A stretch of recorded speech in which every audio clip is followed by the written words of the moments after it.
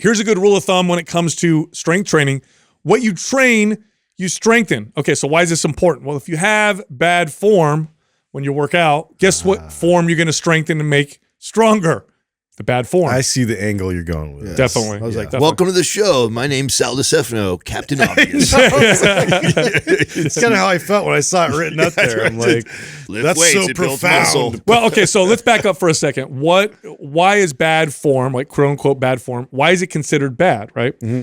If you look at the human body, there are ways that it can move that will minimize or negate risk of injury or wear and tear issues, joint pain, that kind of stuff.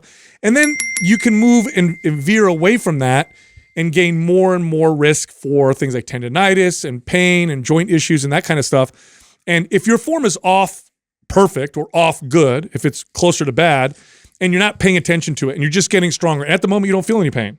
So you add 10 pounds to that lift, another 10 pounds to that lift. And before you know it, you're doing crazy PRs with not great form. Risk of injury goes through the roof. And then to try to go back to train good form, it's almost like it's got to unlearn. Your body has to unlearn all that crap that you've taught it over those years of Athletes training. are the worst at this. Well, mainly because it's like they've perfected a lot of the ways to compensate around a lot of these movements and get really good and effective at their body's recruitment in a not so optimal way.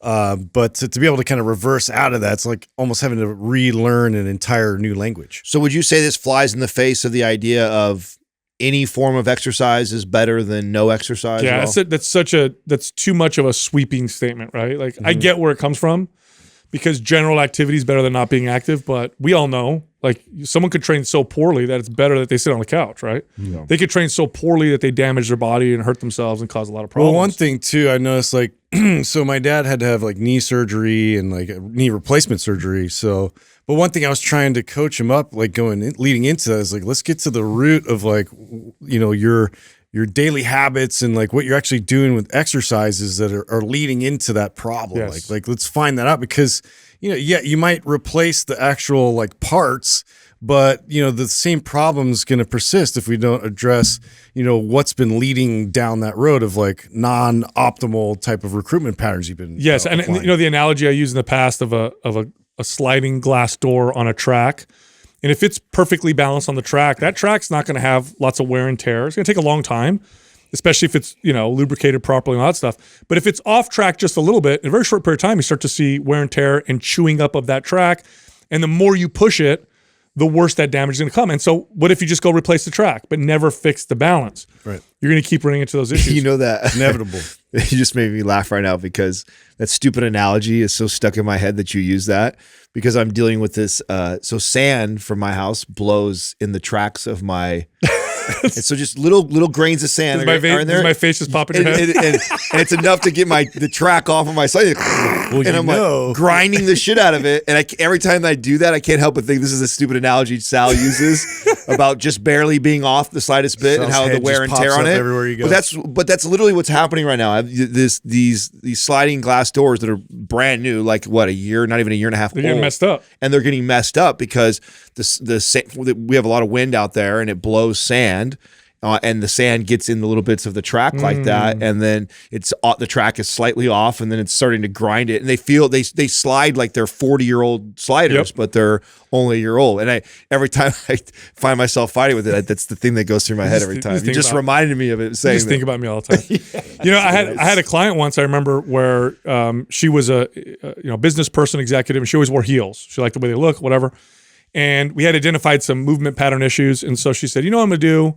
I'm going to start wearing flats for a while." But she went from heels to flats too quickly, and she developed issues with her feet. She started getting plantar fasciitis. I'm like, that's going to take time to work back because you have to unlearn. Your body has to unlearn recruitment patterns, and it's developed tightness in particular areas and compensations in other areas. And so we got to kind of unlearn that. So the reason why I'm saying this is if you don't focus on your technique and form now, and you're not because you're like, I'm just getting stronger, I'm getting great results, and that little bit of nagging pain is not a big deal if I warm up or massage it, I'm going to keep going. Not only are you kicking the can down the road, you're creating a potentially bigger problem later on, because then when you try and back out, man, it's going to take a while. Like when I went from, I deadlifted for so long, I love deadlifting, right? But I went for so long with this alternate grip with the right hand forward, left hand back, that when I had developed, I saw some pictures of myself from the back, and I saw a little bit of a developmental issue in my erector spinae muscles. So then I went to this kind of double overhand hook grip.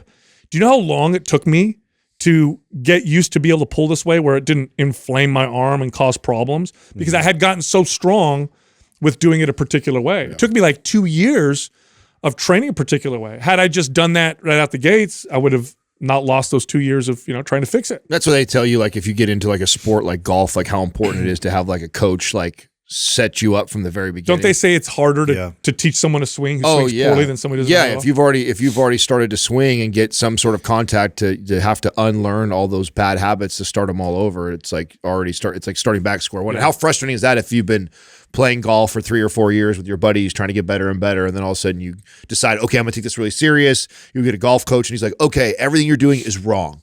Let's start here, and then you have to completely regress your game. Yeah, I brought this up like before, but like when I was learning guitar on my own, and I didn't set myself up for success with that, it like totally capped my potential.